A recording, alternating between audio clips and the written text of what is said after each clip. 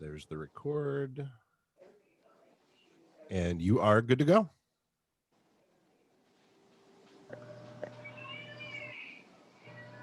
All right, welcome to the Drawing Board Podcast. This is the founder and host, Andre Ebron. We are excited about tonight. Listen, today is the first day in December. I hope that you all have your quarter four plans in full effect. I hope that you all are doing what I consider one of the major things, which is managing your self-care, your mind, your will, your emotions. All right. We got some feedback. Okay. All right, we know technology is not always perfect, but it is perfect when it is perfect. And when it's not, hey, listen, it's all good. So, as I was saying, today is that day. And today we're going to do something that's totally unique. We've never done it before, but a gentleman I know by the name of Chris Tabron, better known as Kalika Tabron, he launched a song that I feel is phenomenal and right in line with what we're talking about tonight. And so tonight we are talking about Black men and mental health. And his song is entitled We. We are the ones that will make this world a better place. And if the world is going to get better, it'll be because we make it. So check it out. Let me know what you think. You can check it out everywhere that they are streaming. Go ahead, check it out on Spotify. Check it out on Apple.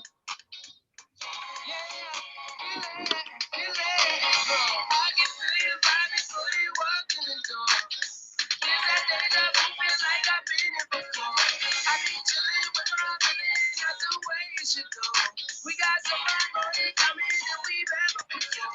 We are the ones who made the world a better place. 'Cause we got so much in common. So much in common. So much, so much. So we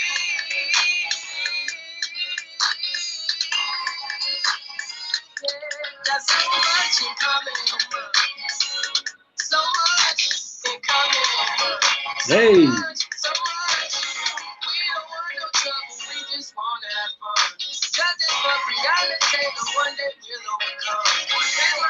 So much in common. Hey.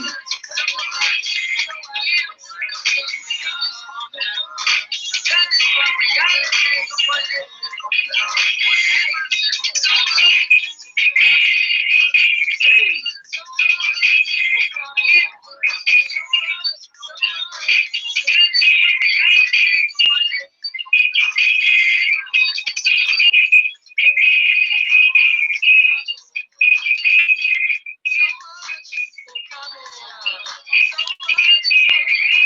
All right, so yeah, shout out to Kalika Tabron. We are proud of you, man. Listen, and continue to shine, King. I've known him since he was a young man. It sounded like we had a lot of feedback, or we still have a lot of feedback. Yeah, shout out to Kalika Tabron. We are proud of you, man. Listen, and continue to shine, King. I've known him since he was a young man. It sounded like we had a lot of feedback, but we still have a lot of feedback. All right. Dave, I don't know what's going on, brother. We got a lot of feedback.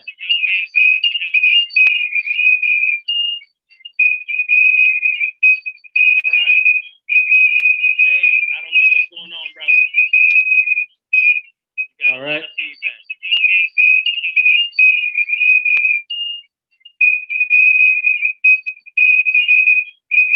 All right, yeah. Hold on just a second, gentlemen.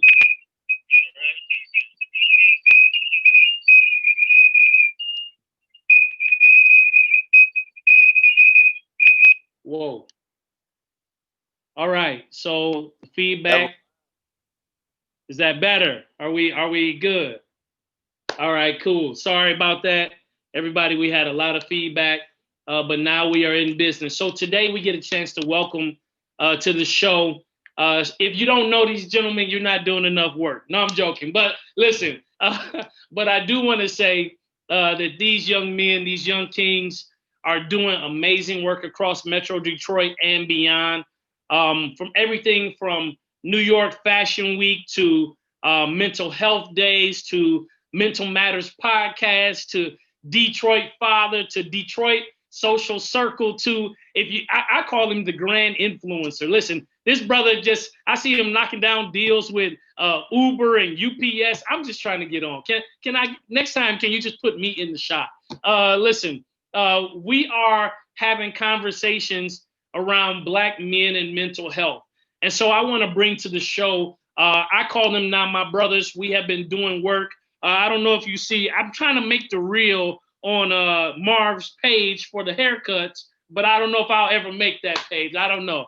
But I want to welcome to the show Brother Ken Walker, Brother DK Williams, Brother Marvin Pete, Brother Jarrell Mitchell. And to this brother, I feel a little chilly, you know. I feel something coming on December 4th, you know, to one of the ice cold brothers of Alpha Phi Alpha Fraternity Incorporated, my brother Richard Winfrey. Welcome to the show, man. Welcome to the show, brothers.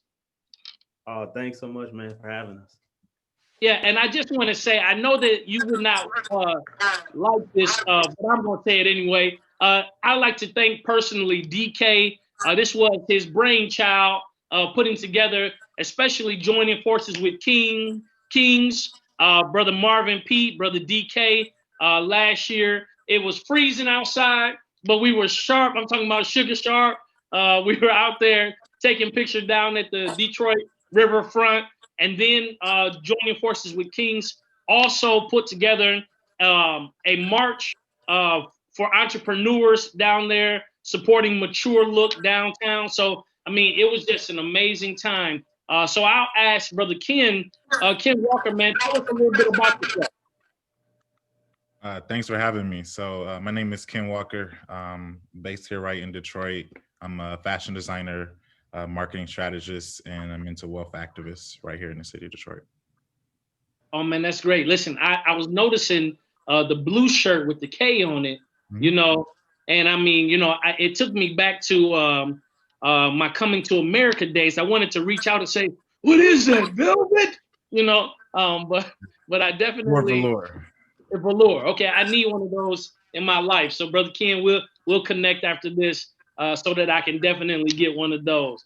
So, Brother DK, tell me about yourself, man. Tell me about what brings you to the platform, what you're doing as it relates to mental health, and just who you are. Yeah, so thanks again, Andre, for putting this together and having us tonight. I'm DK Williams, as you said, founder and owner of Detroit Father LLC, also working in the city with Marv on JFK. And for me, man, it's just all about bringing Black men together and having authentic conversations and really trying to figure out how we can do more together. Like vision. Discipline is 75 self-imposed. All right, sounds like you had some accompaniment there, but you were saying trying to bring Black men together. And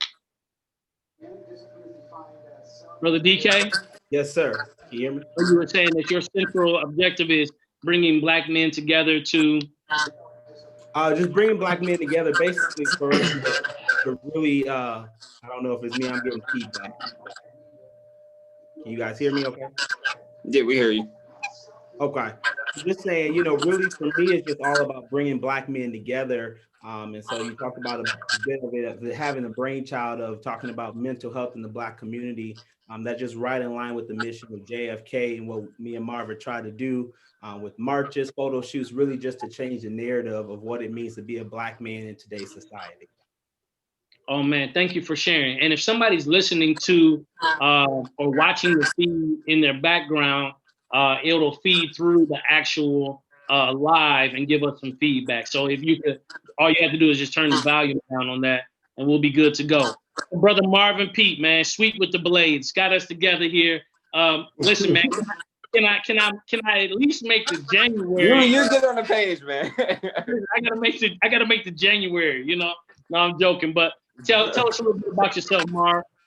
Yeah, so my name is Marvin. I'm an entrepreneur, co-founder with my brother DK on JFK Detroit. And the main purpose, I believe, of me, like really appreciating the fact that you allowed me to be a part of this is actually going through mental health as a Black man and understanding like the importance of understanding that you need to really take care of your health. And it's a big issue in the Black community, and actually going through it and being able to let people that can see and that are going through it, just let them know that you're not in it alone. Sorry, my mouth's like real dry. No, it's okay. So absolutely right, Marv. You are not in it alone. That brings us to our two brothers who are the founders and the co-hosts of Mental Matters podcast, Jarrell Mitchell and Richard Winfrey. Jarrell, tell me a little bit about yourself, brother. Okay, so I'm one half of the Mental Matters podcast. One of the things that got me in this space was that, growing up, we're in school, we have different curriculums, we have different things that we take on a different semester. There's a catalog to tell you what you're supposed to take to graduate from college, graduate from high school. But as I got older, there was no textbook to, tell me how to deal with my emotions, how to be a man, how to be a husband, how to be a provider, those type of things. So initially, the podcast started as just me, throwing a loop out there just to get some communication going as far as saying, hey, why don't we try to get, men together in our community of all ages and just fellowship and just talk about how do we grow? How do we become better husbands? How do we become better men? And then from there, Richard, we had communication back and forth. So then it just spun into the podcast. So that's kind of how our podcast came together.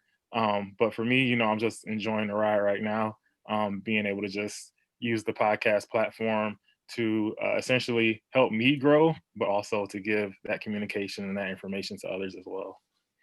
Man, thank you for sharing it. And of course, brother Richard, tell me a little bit about yourself and what brings you to this space. Man, what brings you to this space is just like-minded good people, man. So first and foremost, I just got to glory to God about just being able to be here. 2020 has been, on one end, it's been challenging. Another end, it's been trash. Final end of this whole thing is it's been an opportunity for self-reflection. I'm here because we usually don't do stuff like this as Black men. We just take it for granted. We leave it to the influencers to post stuff on social media and all that stuff like that. But we really aren't having candid conversations about how we really feel and how we really doing.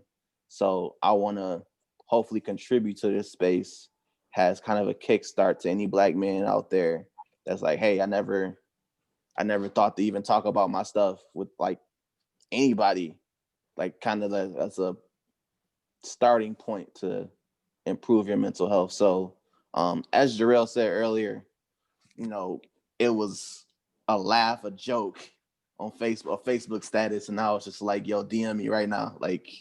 Let's get this popping. And it was going to be a space like this where we're going to get a bunch of people, Black men together from all different backgrounds and say, let's just talk. And we just said, how about we start as a podcast? And hopefully to some point we get to a platform like this. And so I think it's divine order. I'm very, very glad that we were able to start this conversation. This isn't the conversation of conversations. This is the start to a very important dialogue that we're having right now. So Ebron and to all my fellow good fellas on here, I mean, we did it to start. You know what I'm saying? I love this, and I'm thankful to be a part of it. Absolutely. So I thank you all for sharing. And of course, that was the extreme abbreviated version of what these men, these kings are doing among the city and things that they have going on. So I encourage everybody listening to go to their separate pages and see what they have going on to support them. Giving Tuesday is today. And so if you find it in your heart that you would like to further their mission or their goals based upon what it is you learn about them, and they'll share their different social media handles and websites later on. But I encourage you all to give and to share. So it's a loaded conversation tonight, especially when we talk about providing some structure and definition around what does it mean to be a Black man? What does mental health actually mean? And so first I'll throw the question out there to Ken. Ken, man, and anybody feel free to jump in. I just want Ken to self-start this, especially he had Mental Health Day. So man, break it down for me. What is mental health composed of? What does it look like? How do I know if I need to seek professional help? How do I just on a daily basis digest what I think, feel, and believe? Talk to me, man. What is the definition from your lens of mental health? So for me, the way I define mental health is it's your state, it's your state of mind, and the factors that are taken to maintain it. And some of us we grow up with some things that's called trauma, but we don't identify it as trauma. So for me, when I defined mental wellness for myself, it was in 2017, where I was working a corporate job, but also trying to launch off into this business that I wanted to create. But it was a lot of mental exhaustion is what a therapist told me. But before I even saw a therapist, I learned that I was just very anxious about everything, and my mind would just race, and I didn't feel like myself, or as I was using my full potential.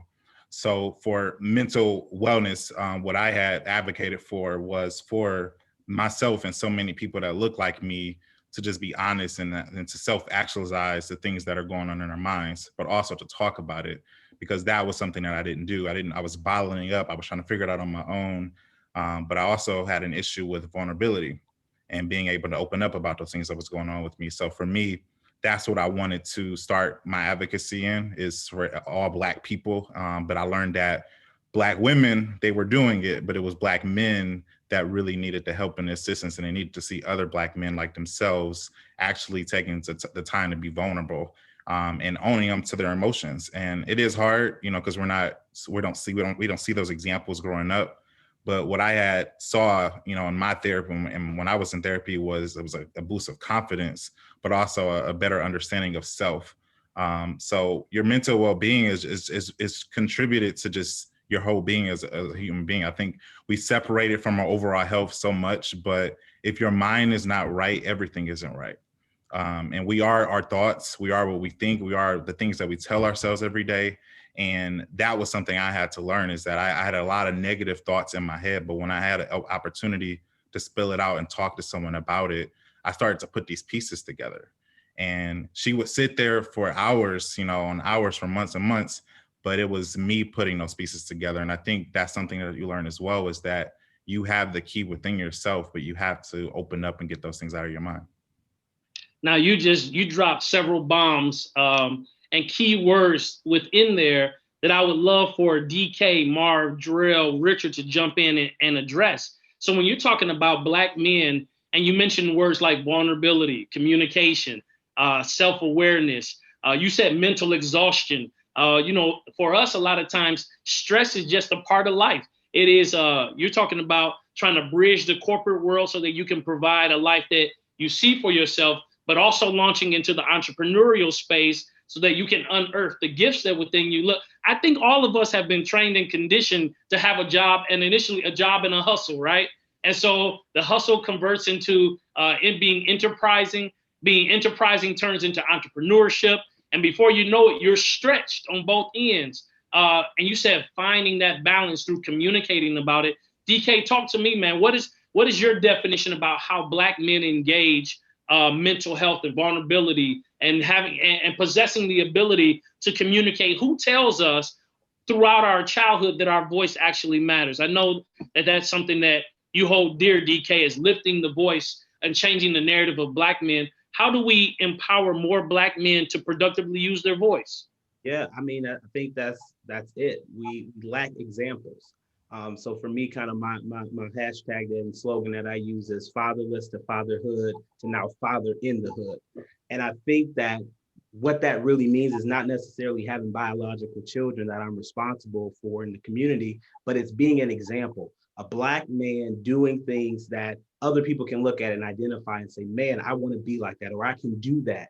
And what Ken says, self-actualize. They can see within themselves the potential at, man, if he did it, I can do it as well. And so I think that we need more Black kings positively speaking and pouring into this kind of work and really being advocates for mental health, because again, you can see a rapper, you can see these things on TV and in media, but they're not always portrayed with the positive attributes of what it means to be a Black man. Sometimes there's all these negative, you got to cuss, or you got to have thousands of women, you got to do something negative to get notoriety. And so for me, I wanted to flip that narrative on its head and say, no, I can be a business owner, I can be a Black father, I can be a husband, and really support those positive narratives that really exist in our community, but are not always uplifted. So that's all of what Detroit Father is. And I think the example that I try to live out is really be the change that you seek in the world. And if I'm the example, and if I'm out there in the forefront, really showing a different narrative, I think people start to see that and they catch on and they follow you and they gravitate towards you for that influence that you have. And so for me, that's what I try to live my life by. And even in the midst of all that, there is still a lot of mental baggage. There's still a lot of hurt and trauma that I have to process and have to go through, because growing up without a father, my biological father really having nothing to do with me, wanted no connection to me, that sense of rejection and abandonment from a young age, man, that still follows me to this day. And so anytime I sense that someone's rejecting me or doesn't want to be around me, or they're, going to abandon me, all of those triggers and defenses start to come up. And then I just start to just remove myself from relationships and from people. And so I understand that those cycles continue, they don't go away. And if we don't deal with them, we just continue to live these same patterns over and over. And then when you look back in your life, you're like, this started when I was young and I never really dealt with it. It's just going to keep following you. And so that's why for me, I'm a big proponent of seeking a therapist. And I'll be honest, I just did this for real this year. And we'll talk, I'm sure, more about that, but that's just been my journey to where I am now, that I have to be able to sit down and talk these things out, because they're not going to go anywhere just by themselves. Yeah, I totally agree with what you're saying. Being an example, a lot of times within the realms of being an example comes with its own set of stress, because when others are watching you, I have found, especially brothers, I've seen so many people, and I've conversed with so many brothers who, they start out wanting to make a difference, and wanting to make a difference turns in them becoming an example. Them becoming an example in a lot of ways causes them to put on a front, because now they feel like they can't be their authentic self because other people are watching. And so I just want to demystify and break down that thought that people don't need you to be perfect, because they connect less to who you pretend to be and who you actually are. And so your authentic self that's growing and developing, we're not here to condone just, poor behavior. But what we are saying is that when you make a conscious effort to grow and develop, that people connect to your broken parts, because what ends up happening is they identify with the fact that I'm broken in that area too. And then healing can begin to take place, because conversations, scripture says, in the multitude of counsel, there is safety, right? And so we'll talk about therapy. We'll talk about seeking, professional help, and how there's no negativity in that. Finding the proper professional help, because that is a relationship. We'll get more to that. But Marv, talk to me, man, about, I literally felt a connection with you there about wanting to make a difference and becoming an example. Talk to me about that, man, and how you engage this mental health space. Yeah, so wanting to make a difference is, it came from me just understanding like where the mental health issue started at. And me personally, I believe it started honestly from not having that male figure in the household, or even not having a male figure, but as you grow in the environment we grow up in, we always were taught to believe that a man isn't supposed to show emotion, a man isn't supposed to show pain, he's supposed to just deal with it. And when you do that, it's bad, because you're bottling all these emotions, all these different feelings inside. And you wake up one day, you can feel a certain way. The next day you wake up fighting depression, you fighting to get out of the dark spot. And I believe it starts just knowing where it comes from. And with me actually going through it, or going down that road, and being able to have like-minded brothers like you, DK, Ken, Mental Health Matters, all that stuff, you actually see and understand that going through it, you can make a difference. So making a difference with the younger community, the younger kids. And that's why partnered up with DK, with JFK was so important to me, because I wanted to reach out to the community, because I actually been through it. Yeah, you have a testimony, right? is that you can connect to what people are experiencing because you yourself have practical, working, experiential knowledge of it, right? So you're not talking to somebody from a vantage point of what you think they've been through or lived through. You're talking about the things that you personally have lived through. And still go through. And still go through. Yeah, that's important. That's key. That when we are an example, that we have to let people know that we still are processing. As DK said, we're still going through things and we're coming out on the other end of it. That's where I believe faith and hope comes in, right? Because without I believe it's hope, important. yeah, Look, talk about it. Yeah, No, I believe that's it's good. important for people to understand, like, we come from the same community. I look like you look just like me.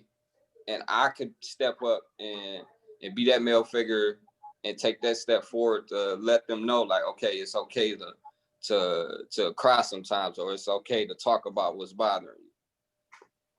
Yeah, Richard and Jarrell, what do you think about that, man? Can a good cry save you from a bad fight? Man, listen, it depends on who you're fighting with, man. To be honest with you. All right, talk to me about it. You know, a lot of times, first I'm gonna start by saying that, and this was instilled in me as a person that once dealt with real life depression. Black men need therapy, period. Like, we can joke and play about it. We can, you know, in our social circles or not, we can be like, yo, whatever, you crazy. In all actuality, we have all been through some things, and we can probably write them down and be like, dang, I went through all that. And any and every Black man, anybody in general, but I'm talking about our Black men. That's all I can do right now. We all need some level of therapy. Whether it's just be to talk about major trauma that went through into our lives. Maybe it may be an actual just sorting all the different things that you process on a daily basis. Keeping your work at work, keeping your anxiety in place, keeping all things in its place. One of the most accurate representations of this I've seen is like, it was like a meme with a bunch of different jumbled up balls of yarns in one big ball. And the therapist was there in the chair, writing down. And it was like all these different color strings were being wound up in their own individual balls. That's how I think of therapy. And that's why I strongly do believe that no matter who you are, where you from, whether you're from the inner city of the east side of Detroit like me, whether you from Southfield, whether you from a random place in Texas, wherever you from, everybody experiences some level of trauma, etc., and has things to process. And so maybe a good cry might help you fight that bout with depression for the time being. It's nothing wrong with getting that cry out.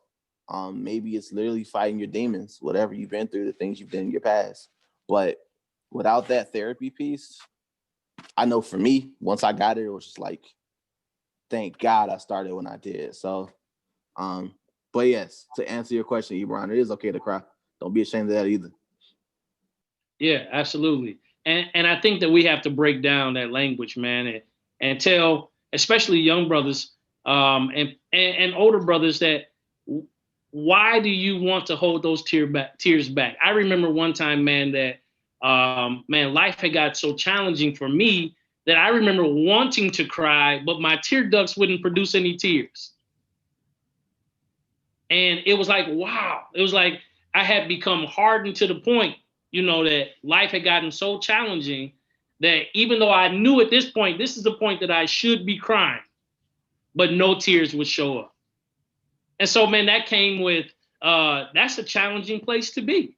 Like, okay, this is something horrific that should be producing tears. And because it didn't, and I'm just being, sharing with you all here, man, listen, when my father-in-law passed, my son thought that by holding back his tears, that he was being more like me. And really my tears gave him permission to feel what he felt. Yeah, they call that emotional incarceration.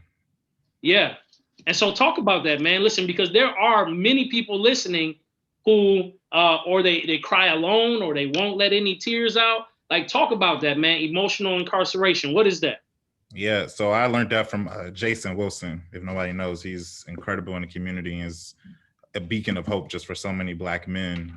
But what I learned about that, in my own journey was that it started with not having examples that let me. There we go. Cry like a man. But some of the things I learned was that if you don't have men in your life telling you that it's okay to feel and to express those emotions openly. Women are nurturers by nature, but men, we feel emotions just as women. But we grow up in a society that doesn't honor men who are open about how they feel. And especially as we grow up and we have all of these stresses of life and responsibilities, things take a toll on us. And we don't realize that when you're bottling all those things up, it's detrimental to you really growing, and even open to even committing in a relationship, having children that you can show love to. So it's really, for me, something where we have to let go of the thought that if I don't be honest about how I feel, then I'm less of a man. But you're more of a man if you can honor up to those emotions that you feel. Yeah, I concur. And listen, man, it produces a level of intimacy in your relationships that end up nurturing and nourishing that area within you. What Ilyana Van Zant said, that I want to say that it's her. She said that every man who has not grown up with his father has a father-sized hole in his heart. And so we have this need for belonging. We have this need to be nurtured. We have this need to be validated, and especially men, our need for significance, for importance. All of those things exist, and if we get it in our formative years, of course, we become, man. Frederick Douglass said, "What? It's easy to raise with strong boys than to repair broken men." And so this conversation is happening among men, so that our young men, our young kings, don't have to grow up the same way that we did. So let's talk about it, bros. Like, do we have, and this is for anybody, do we talk about resilience in the same frame that we talk about trauma? Because I know that we have a lot of trauma to process, and I've seen, CBT, cognitive-based therapy. I've seen all the different avenues with some of the work that I've done. It's all these different therapeutic approaches, but do we talk about resilience as much as we talk about trauma? Or should we? This is for anybody. I would definitely say growing up as a Black man in the inner city like Detroit, you definitely see and hear more about the trauma more than the comeback story, or more than the resiliency that should be showcased. Going to public schools, you see, your friends, they don't necessarily have the same, growing up public schools in general, we don't have the same education process that other districts have. So that develops on us to where, we can't think properly, we can't cope properly because we're, not educated to deal with our emotions.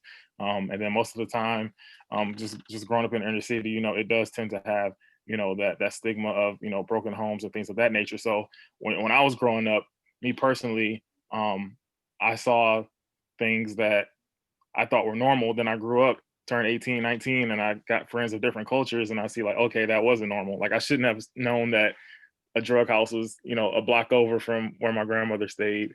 I shouldn't have known, or my friends shouldn't have been, carrying like guns and things like that at the age of 13, 14 years old. So it's like growing up as a Black man in the inner city, it's like the trauma is conditioned to you more so than it's more so that it's a normal as you're growing up as a Black man. So that's just what I think about it.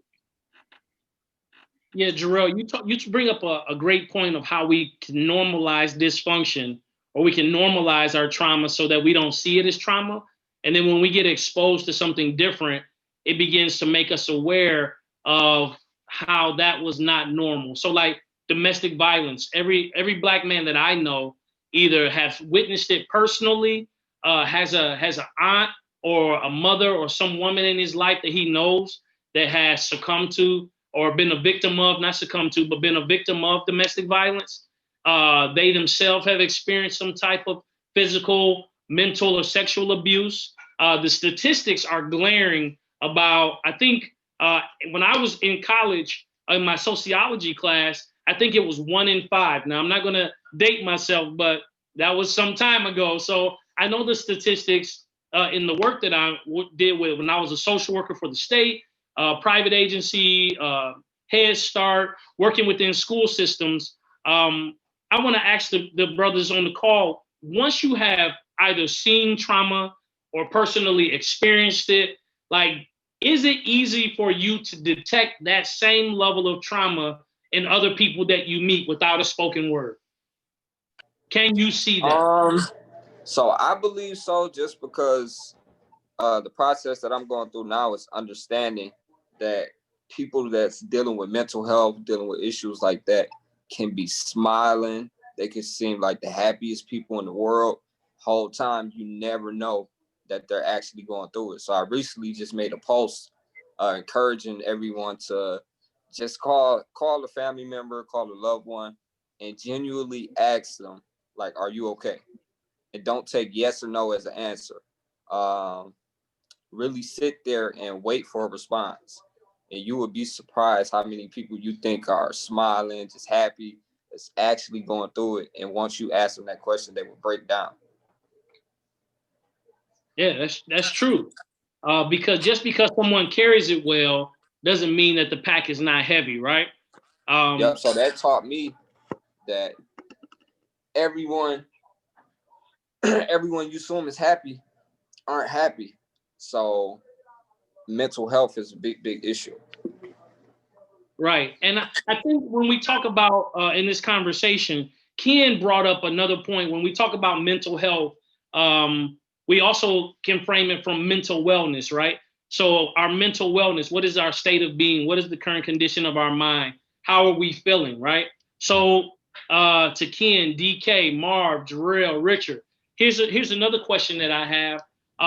How do we begin to break down the walls of how we so compartmentalize things? Because I know as Black men, we compartmentalize things, things that we go through on the job versus things that we are experiencing in our home, things that we are leading in the community, things that we may be, experiencing within our places of worship.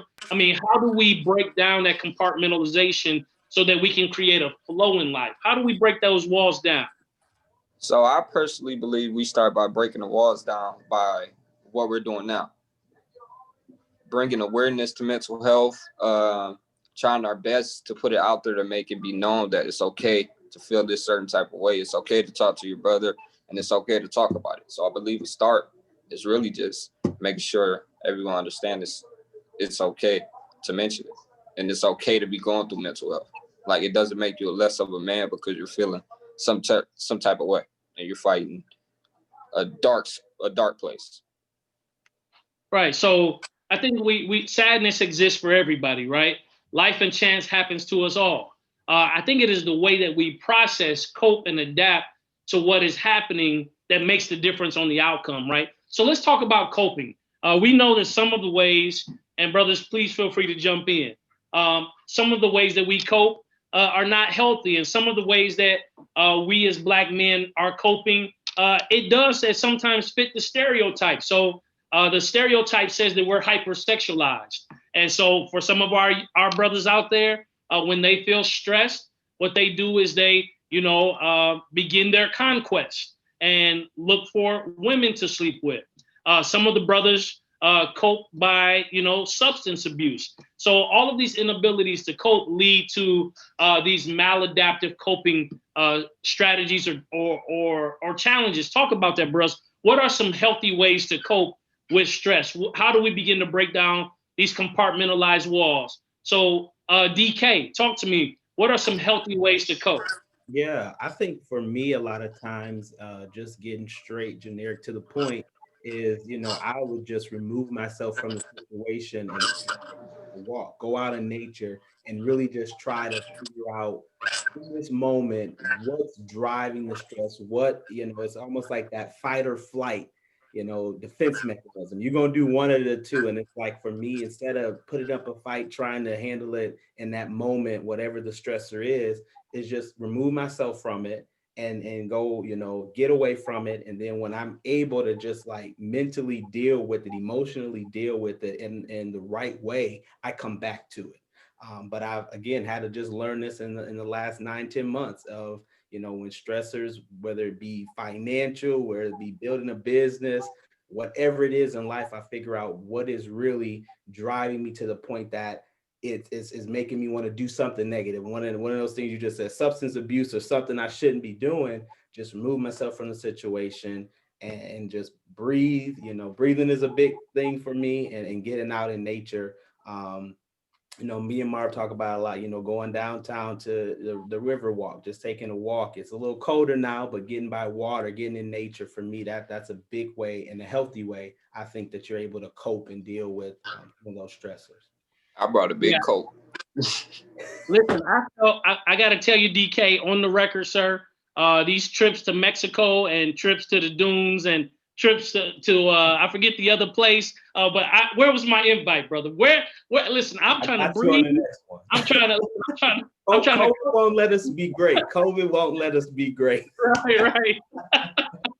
No, but I just brought some levity there to say that you have to do what's in your wheelhouse and your ability. So if it is the Detroit Riverwalk, or if you're able to take some time off work and head to Mexico, or whatever you're able to do within the confines of your budget, your ability, like, do that. And listen, for those of you out that are working, I had a little feedback there. But to Ken, Jarrell, Richard, man, how do you cope? How do you take that much needed break? For me, man, and I recently started doing this. So when I was younger, I would draw my butt off. Like, I would draw all types of Dragon Ball Z stuff. I would be like, what basketball cards I got? I would just try to draw all the athletes. I would try to draw like Penny Hardaway and all them. And I recently got back to that. I didn't realize how much I missed it. I have a very stressful in nature job at times. And sometimes, especially working from home, and it carries over because I'm always at home. I'm always at work, per se, right? So I literally had to separate my time between going outside to get some of that fresh air to just pulling out my sketch pad and literally drawing. Like, during the NBA Finals, I drew LeBron James, drew a picture of Big Sean, even shout out to the hometown homie. But just finding activities both that are healthy in nature. It's the difference between your substance abuse versus your whatever works best for you. Like, it's okay to have that one responsible drink if that's what you works out for you, right? But there are some people that just need to find healthy ways to balance what's for you in moderation. So, like, you're not gonna see me drawing for the next 10 days straight, neglecting everything, because I ain't got that kind of vacation time. But just finding healthy balances and healthy escapes that help you be your best at peace self, if that makes sense. So just identifying whatever works best for you. I think that's probably the key thing. And then sticking to that, allowing your time to actually engage in that activity, because a lot of times we don't take the necessary me time, if you will.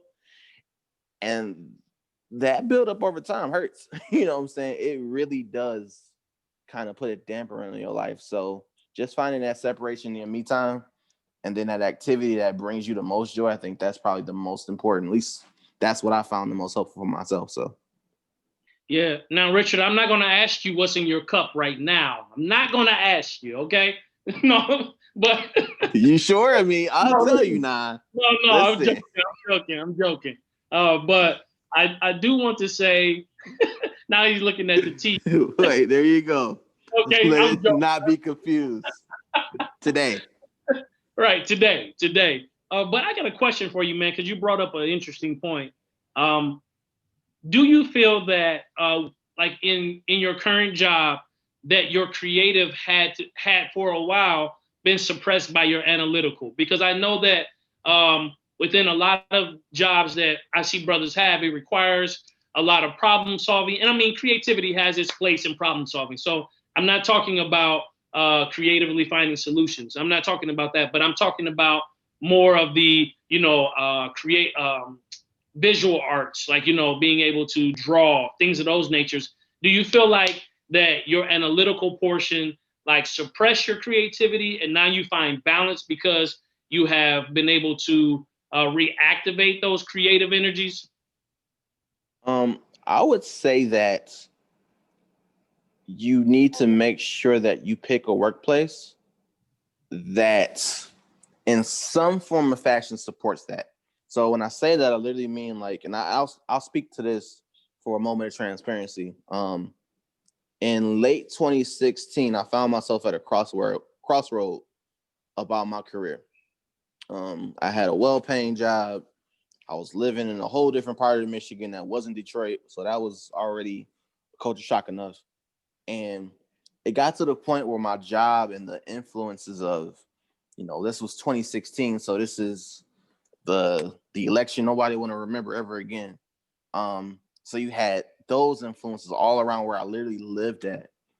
There was, the pressure to be Black in engineering. That's a different experience. It's probably a whole different episode. But just all those social pressures just to be, great enough. You probably heard it on Scandal. You got to be almost twice as good as the next man just to be average, if you will, for working in a certain workplace. And it got to a certain point where I really couldn't take the pressure. I didn't have time to enjoy my me time, my self-care moments, things of that nature. And I had to make a decision. Was I going to continue that job? Or was I going to quit and find something that's going to bring me mental peace of mind at the end of the day? And as I had to pray about it, I literally cried about it. I went through a whole imposter syndrome, if you will. But I quit that job because it wasn't serving me. It wasn't allowing me to have my best peace of mind. And you fast forward to later that year in 2017, I found a job that not only challenged me mentally in terms of, in a positive way for embracing my talents, things of that nature, that project management skill set, but also allowing some sort of normalcy when it came to, hey, what are our employees doing outside of work? Let's highlight that in our company newsletters. Let's discuss that in, or do you have a passion for community? Do you have a passion for, young Black people, getting STEM degrees? Do you have a passion for, what it is when it comes to your safety, when it comes to your mental health? Having that outlet and that free thinking mind at work, and my supervisors and managers and directors even cultivating that experience, a lot of people don't find that in the workplace. And I think that was divine intervention, if you will, just to be able to do what I do today, is just taking that job, taking that pay cut, but ultimately finding that peace of mind. So make sure that when you all are, maybe you have the job of your dreams and it works, but maybe you're not. And don't be afraid to make that jump, whether it be to stay in your profession or hell, even find the creative arts if that's what your passion is. Right. So listen, believe it or not, you all, we are literally only 10 minutes away from the close of this conversation. And we haven't even begun to crack the ice. But I do want to leave our listeners with some resources to take action because we are aware that we are in a national health crisis, an international health crisis, global pandemic. We understand that a lot of, especially for Black men, that our melanin has been weaponized in ways that it should not. We understand the stress and effects of trying to lead a family, even if it's a family of one, just yourself, amidst these different times and challenges. So I do want to ask Ken, go ahead, and then we're going to go each brother, give us your closing thought, and then also your social media handles and some resources that people can take away if they are feeling burdened, if they are feeling stressed, if they are, feeling in any way like they want to commit any type of level of self-harm, resources that they can immediately access so that they can take, like we were saying, a better coping strategy than to put themselves in harm's way. So Brother Ken, talk, man, your closing thought, your social media handles, and a resource. Yeah, so my biggest thought on this is always just give yourself grace. There's a lot of things that can get us frustrated, get us sad, get us mad, but you got to give yourself grace enough to understand that you're doing the best that you can every day. You're blessed with another day to make one step and one step in the right direction. So I always say, just, always look at yourself in a positive light. Remind yourself every day that you're trying. Always seek the help that you need, whether that's confiding in somebody that you trust, or what I always vouch for, and I think everybody on here said, is therapy. And these days it is virtual now, so you can meet with somebody. I meet with my therapist every Saturday. I was lucky to find a Black man, as a therapist, which was something I really wanted to find 3 years ago, and I eventually did. But it helps me to stay accountable in my wellness goals. So just find somebody that's in your corner, that you can confide in, and don't allow what you see around you to deter how you feel about yourself. But you are your thoughts. You are what you tell yourself every day, and just make a step every day. And you'll get in the right direction. So I say, when you're looking for these resources, there's a ton of them out there. Finding a therapist is a lot easier, than it has ever been now, because now it's so easily accessible to find one now. A lot of them are, some of them are even free if you actually look online. Some resources like BetterHelp, Talkspace, or even just going on psychologytoday.com, you're able to actually find a therapist by your zip code, but also you're able to get a profile on any therapist that you want to reach out to. It'll tell you their rates, what insurance they accept, what mental conditions do they specialize in talking about, you name it. So you can be very specific when you're finding a therapist. I'm big on Black people seeing Black therapists. That's a personal thing. But definitely find someone that you think can help you open up and hold yourself accountable. But you can find me on social media on all platforms at The Ken Walker, and my website is thekenwalker.com. All right, so listen, from Ken, I'm going to need my velour shirt. All right, extra large is the size. Okay, all right. And my website for my brand is kwalker.co if you're trying to order some clothes. Okay, all right, good deal. DK, closing thought, social media handle. And we are in that 5-minute window, so please share out.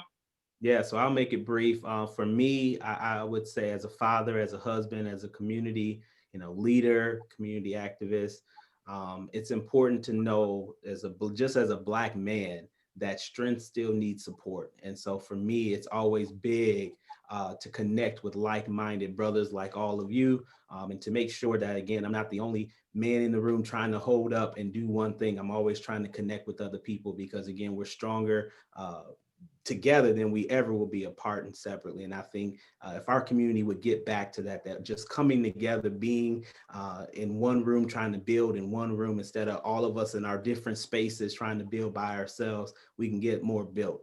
And so for me, you can follow Detroit Father on all social media platforms. Also plug for JFK Detroit and the Detroit Social Circle. And thank you, Ebron, for putting this together. Oh, absolutely, man. Thank you for being the catalyst to make this all kick off. Marv, Jarrell, Richard, following suit. I would ask, because we are close to the end, just drop your social media handle. And then listen, if you're watching, they're going to drop their lasting thought in the comments below. They're going to put their closing thought in the comments below. You don't want to miss it. So Marv, give them your social media, brother. So you can add me on Instagram at Marv1824. Follow me on Instagram, JFK Detroit. And could I say one thing real quick? I just want to challenge everybody to pick someone in your contacts, a few people, just call them, ask them, are they okay? Don't take yes or no as an answer. Generally ask them, are they okay? So. All right, so listen, next week is my birthday week. I'm getting ready to make the Marv's haircut. He's going to put me on social media. I'm going to be famous. Listen. Hey, we got you on the page, man. And DK, I'm going to Mexico. Let's go. All right. Real. Richard, go ahead. Give them your social media handle, Mental Matters Podcast. Yep. You can find us on Facebook, Mental Matters Podcast Community, Instagram, Mental Matters Podcast. Just, continue to follow us. We'll continue to deliver the good content. Richard, you got something to add? I do.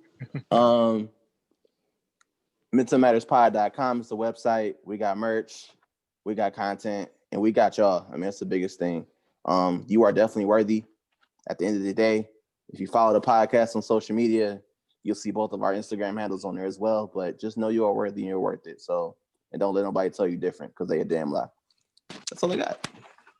All right, so listen, DK is my witness. Marv is my witness. A year ago, these brothers told me I was coming on the show. I need to come on Mental Matters podcast. I don't know what happened. We gotta make that Listen. Listen, I'm putting it out there right now. I need to Got be you, on. man. All right. So this is how I close out every single show. The Drawing Board Nation, it is our mission to create an experience that will transform the world. That is our mission. And on this podcast, I close by always letting you guys know, and everything we talked about tonight is framed from making sure you also develop a healthy relationship with God, making sure that you cultivate that time in prayer, making sure you're getting in your word. And I let you know this, your future is not behind you. It is not before you. It is within you. And I'm Andre Ebron, the host and the founder of the Drawing Board Podcast. To the kings on here, I love you, brothers. To all of the kings watching, if nobody told you today, we love you, brothers. All right, peace.